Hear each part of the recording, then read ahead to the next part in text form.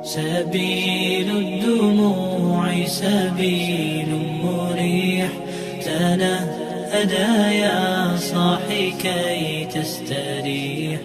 Assalamualaikum warahmatullahi wabarakatuh.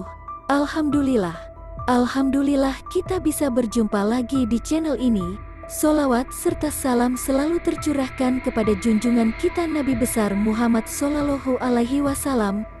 Harapan dan doa saya buat Anda yang menonton video ini, semoga Anda semua selalu diberikan kesehatan, dilapangkan rezekinya, diampuni dosa-dosanya dan dipanjangkan umurnya.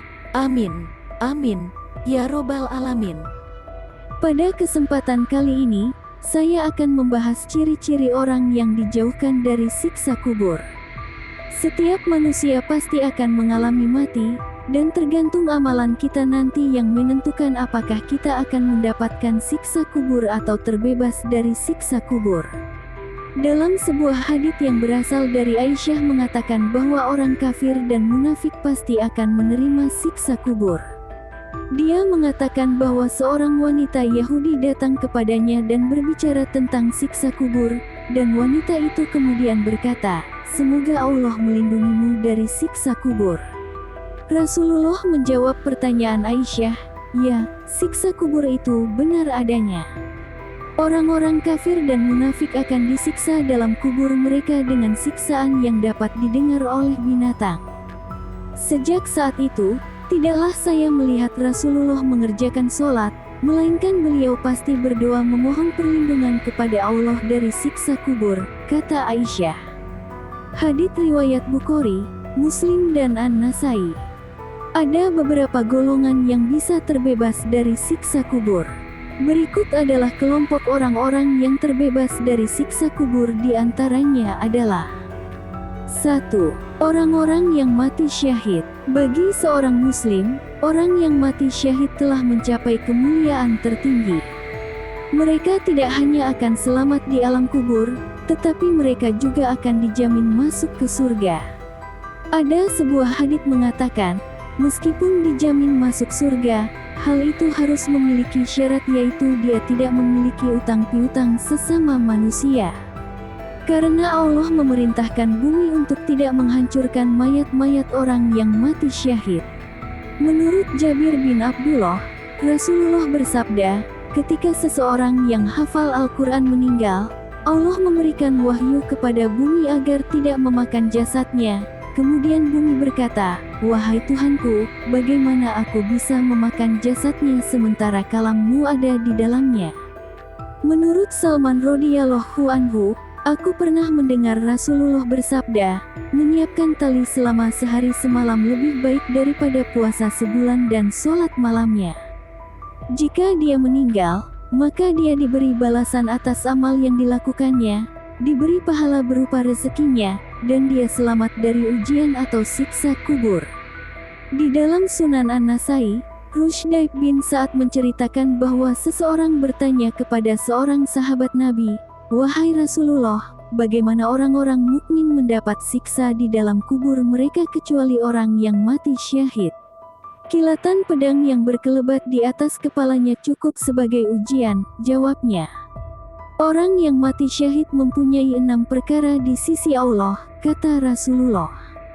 Pada percikan darahnya yang pertama, dosanya diampuni, dia melihat tempat duduknya di surga, dilindungi dari siksa kubur, selamat dari ketakutan yang besar, dia menikah dengan 72 bidadari, dan dia dapat meminta syafaat bagi 70 kerabatnya. 2. Membaca surat Al-Mulk. Surat ini dapat membantu kita terhindar dari siksa kubur. Menurut beberapa riwayat, Nabi bersabda, ada satu surah dari Al-Quran yang berisi 30 ayat dan bisa memberi syafaat bagi yang membacanya sampai diampuni dosa-dosanya, yaitu surah Al-Mulk. Para ulama kemudian mengatakan bahwa surah Al-Mulk tidak selalu menjadi penghalang dari siksa kubur. Tapi sebaliknya, jika kita rajin membacanya setiap malam, memahami isinya, dan mengamalkan hukum-hukum yang terkandung di dalamnya, maka surah itu kelak akan memberi syafaat pada saat kita sudah meninggal. 3. Meninggal pada hari Jumat. Ini sebagaimana diriwayatkan oleh Abdullah bin Amr bin Esh, yang mengatakan, tidaklah seorang muslim meninggal di hari Jumat, kecuali Allah lindungi dari fitnah kubur. Hadits riwayat Tirmidzi. Redaksi hadits ini menunjukkan bahwa orang yang meninggal pada hari Jumat bukan bebas dari azab kubur, melainkan diselamatkan dari siksa kubur oleh Allah.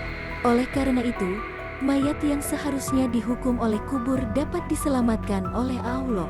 4. Meningkatkan amal jariah. Jika seseorang mati, maka amalannya akan putus kecuali dari 3 perkara: sedekah jariah, ilmu yang bermanfaat, dan anak saleh yang mendoakan orang tuanya, kata Rasulullah dalam sebuah hadits dari Abu Hurairah. 5. Meningkatkan amar makruf nahi mungkar. Dalam hal ini, konteksnya hampir mirip dengan amal jariah. Ketika kita mengajak orang lain untuk berbuat baik, kita akan menerima pahala. Nabi bersabda, barang siapa yang menunjukkan kebaikan maka dia akan mendapatkan pahala seperti pahala orang yang mengerjakannya.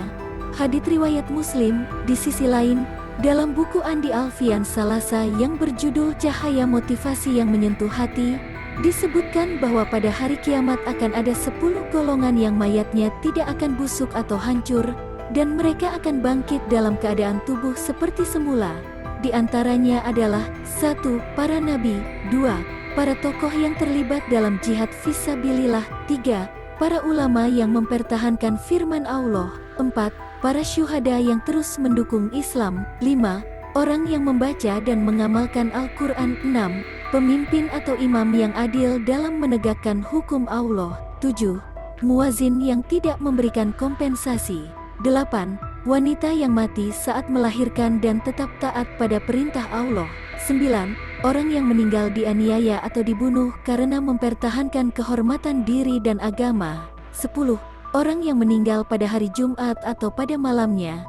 Semoga kita termasuk 5 golongan yang menjauhkan kita dari siksa kubur. Amin. Amin. Ya Robbal Alamin.